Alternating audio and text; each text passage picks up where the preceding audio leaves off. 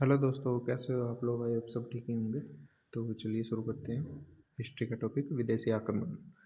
इसमें हम दो ही आक्रमण जो होते हैं फेमस है और टॉपिक है जो बहुत पूछा जाता है। एक ईरानी आक्रमण और एक सिकंदर का आक्रमण, यूनानी आक्रमण जो था। तो मोस्ट फैक्ट कवर कर रहे हैं और हम यही करेंगे। तो चलिए शुरू करते हैं। ईरानी आक्रमण। ईरानी आक्रमण जो होता है यह हकमनी वंश से संबंधित था। ठीक है। सबसे पहला आक्रमण साइरस द्वितीय ने किया था, यह जो असफल रहा था। पूछा जाता है कि ईरानी आक्रमण जो असफल रहा है किसने किया? साइरस द्वितीय ने। सबसे पहला सफल आक्रमण किसने किया था? डेरियस प्रथम। इसको ही दारा प्रथम कहते हैं। हिंदी में दारा प्रथम और इंग्लिश में डेरियस प्रथम। अलग अलग सा लगता है बट कोई नहीं। जराकसीज यानी कि अक्षयार्ष दारा का पुत्र था। जराकसीज या अक्षयार्ष यह यूनानियों द्वारा परास्त हुआ। सिकंदर वाले यूनानी जब यह भारत पर आगमन करने आया था तब उनका युद्ध हुआ था। परास्त के बाद सेना में भारतीयों को इसने जराकसीज ने अपनी सेना में भारतीयों को भी शामिल किया था। तो जराकसीज से हर्ष कौन था? दारा का पुत्र था, जिसने सबसे पहले सफल आक्रमण किया था भारत पर। डेरियस प्रथम दारा प्रथम का। यूनानियों से जब प्राप्त जो है भारत पर आक्रमण करने आया था, ये यूनानियों से हार गया। हारने के बाद इसने अपनी सेना में भारतीयों को भी शामिल किया। हम देखते हैं दारा तृतीय, डेरियस तृतीय।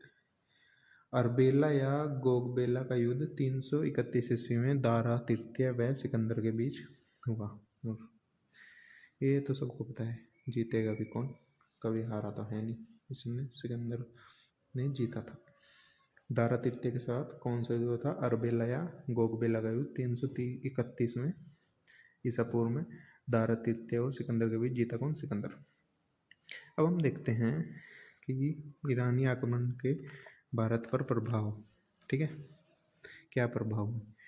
समुद्री मार्ग खोज से विदेशी व्यापार को प्रोत्साहन मिला। इन्होंने समुद्री मार्ग को थोड़ा खोजा था। खोज तो पहले भी लिया गया था बट थोड़ा क्या था कि आवागमन ज़्यादा हो गया था। खरोष्ट लिपि जो कि दाएं से बाएं लिखी जाती है। हम जो लिखते हैं वो बाएं से दाएं लिखते हैं, लेकिन खरोष्ट लिपि दाएं से बाएं लिखी जाती है।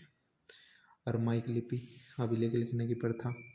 मौर्य काल में बने घंटे का आकार जो गुंबद जैसा था ना, वो भी ईरानी आक्रमण के कारण ही भारत पर प्रभाव मिलता है। समुद्री मार्ग खोज से विदेशी व्यापार को प्रोत्साहन। खरोष्ट लिपि, अरमाइक लिपि, अभिलेख लिखने की प्रथा, मौर्य काल में बने घंटे का आकार गुंबद जैसा। तो ईरानी आक्रमण का टॉपिक हमने खत्म कर लिया। अब हम देखते हैं यूनानी आक्रमण। यह एक वन शॉट रिवीजन है, बाकी डिटेल में बाद में आपको क्लास मिलेगी इसी चैनल पे। अब सिकंदर, यूनानी आक्रमण में हम सिकंदर को देखते हैं। इनके पिता थे फिलिप द्वितीय जो कि मकदूनिया के राजा थे। फिलिप द्वितीय जो थे मकदूनिया के राजा थे। सिकंदर के पिता थे, इनके गुरु थे अरस्तु।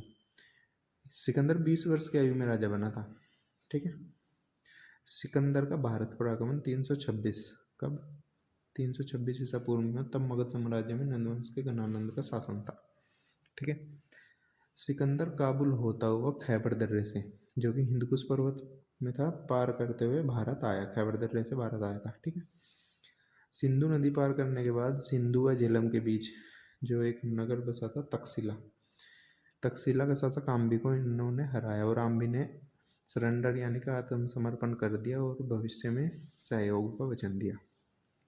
सिंधु नदी को पार करके जब सिंधु व झेलम के बीच तक्षशिला नगर शासक आम्बी को हराया तो आम्बी ने सरेंडर कर दिया और कहा कि भविष्य में सहयोग करेगा। ठीक है। एक था सिकंदर ने अस्वक या फिर अस्मक, जिसकी राजधानी मस्सग थी। ठीक है। यहाँ पे बड़ा तहस नहस मचाया था सिकंदर ने। इस राज्य के सभी पुरुषों को मार दिया था। तो वहाँ की स्त्रियों ने देखा, बहादुर लेडी, वहाँ की स्त्रियों ने सिकंदर के खिलाफ शस्त्र धारण किए थे। धारण तो किए, अंजाम पता ही था सिकंदर का भी, हारा नहीं। सिकंदर ने इन स्त्रियों को भी मौत के घाट उतार दिया था। तो पूछा जाता है कि कौन सा राज्य था, उसकी राजधानी क्या थी, जहाँ की सारे पुरुषों को मारने के बाद सिकंदर के खिलाफ स्त्रियों ने शस्त्र धारण किए थे। वो था अस्मक या अस्मक, उसकी राजधानी मस्सग। पंजाब के शासक पोरस व सिकंदर के मध्य युद्ध हुआ। इसे वितस्ता युद्ध, झेलम युद्ध या हाइडेस्पीज का युद्ध कहा जाता है। पता ही है कौन जीता? सिकंदर। पोरस की वीरता से प्रभावित होकर सिकंदर ने उसका राज्य पुनः वापस कर दिया था, क्योंकि इन्होंने बोला था कि कैसा व्यवहार किया जाए, तो इन्होंने आंसर दिया था कि जैसा एक दुश्मन। 19 माह तक भारत में रहने के बाद सिकंदर की जो सेना ने व्यास नदी को पार करने से मना कर दिया था। सिंधु तो पार कर ली थी, ऑप्शन में दोनों मिलेगी, सिंधु भी व्यास भी। तो व्यास नदी को पार करने से मना कर दिया था क्योंकि बहुत बड़ी नदी थी उस टाइम पे और थक भी चुकी थी। 19 तक कितने पहाड़ कितनी दूर से आ रहा था चलते, और भारत में कितनी पहाड़ कितनी नदी इनको पता नहीं था कितनी पार करनी पड़ जाए। तो सिकंदर को भी लगा कि हाँ चलो ठीक है। सिकंदर अपने विजित क्षेत्रों को अपने सेनापति फिलिप को सौंपकर 325 ईसा पूर्व में भारत से लौट गया। भारत से कब लौट गया? 325 ईसा पूर्व में, 19 माह के बाद। और अपने जो क्षेत्र थे वो किसे दे के गया? फिलिप को, जो सेनापति था। सिकंदर ने 2 नगर बसाए थे, निकेया अपनी विजय के उपलक्ष्य में निकेया नगर बसाया था, और बुकेफिला अपने घोड़े के नाम पर। ठीक है, निकेया विजय के नाम पर, बुकेफिला घोड़े के नाम पर 2 नगर बसाए थे। सिकंदर की मौत 33 वर्ष की आयु में हो चुकी थी और कहाँ हुई थी? ईरान की राजधानी बेबीलोन में 323 ईसा पूर्व में। 323 ईसा पूर्व में इसकी मौत हो चुकी थी। बेबीलोन में इराक की जो राजधानी थी, सिकंदर की मौत। और इसने बोला था कि जब भी मैं मर जाऊँ तो मेरी अर्थी के बाहर मेरे दोनों हाथ निकाल देना, ताकि दुनिया को पता चले कि सिकंदर ने कुछ भी अपने साथ नहीं लेके जा रहा है, सब कुछ यहीं छोड़ के जा रहा है। तो ज़्यादा पैसा नहीं करना है। सिकंदर के साथ कौन कौन भारत आए थे? 3 नाम है जो कि मोस्टली पूछे जाते हैं, तीनों को बता देते हैं। निर्याकस जो कि जल सेनापति था, और ओनी सिक्रेट्स, अरिस्टोब्लूस, यार नाम ही ऐसे मैं क्या करूं। कौन कौन थे? निर्याकस, ठीक है, ओनी सिक्रेट्स, अरिस्टोबुल्यूस। ठीक है, याद रख लेना ये तीनों, इसके दोस्त थे या फिर कह ले इसके ज़्यादा ही खास थे तीनों। सिकंदर की सफलता के भारत में कारण क्या थे वो देखते हैं। ठीक है, क्यों इतना सफल हो रहा था भारत में? क्योंकि भारत में उस टाइम पर केंद्रीय सत्ता का अभाव था, सब आपस में लट मरे जा रहे थे कट पिट के। सिकंदर की शक्तिशाली सेना जो कि थी उसके पास, आम भी जैसे देशद्रोही कहाँ का सा सकता है? तक्षशिला का, हार गया था। सिकंदर सेना के तेज तर्रार घोड़े सेना आदि। ठीक है, ये चार्ट मोस्टली याद रख लेना, कभी मेंस में गया है तो लेके देना है। यूनानी आक्रमण के भारत पर प्रभाव। प्राचीन यूरोप में भारत के मध्य संपर्क हुआ। ठीक है, उस टाइम तक इतना संपर्क नहीं था, लेकिन प्राचीन यूरोप में भारत के मध्य संपर्क हुआ यूनानी आक्रमण से। गांधार शैली का उदय हुआ।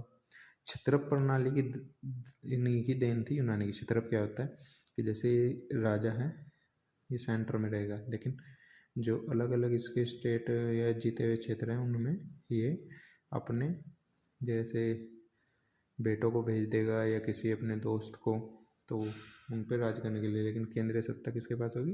राजा की। इसे क्षत्रप प्रणाली कहा जाता है, जैसे अभी राष्ट्रपति जी करते हैं और राज्यपाल के रूप में मान सकते हैं। बाकी ऐसा उदाहरण दे रहा हूँ, उससे तो अलग थी थोड़ी। मुद्रा निर्माण। यूनानी आक्रमण से भारत में मुद्रा निर्माण होना शुरू हुआ। उलूक शैली के सिक्के का प्रचलन हुआ। तो क्या यूनानी आक्रमण के भारत पर प्रभाव पूछे जाते हैं। यूरोप और भारत के मध्य संपर्क हुआ। गांधार शैली, क्षत्रप प्रणाली, मुद्रा निर्माण, उलूक शैली के सिक्कों का प्रचलन। ठीक है, कैसी लगी क्लास? और टू द पॉइंट है ये, एग्जाम को देख के है। बाकी डिटेल में क्लास आएगी, तब तक मिलते हैं नेक्स्ट क्लास में। Bye bye.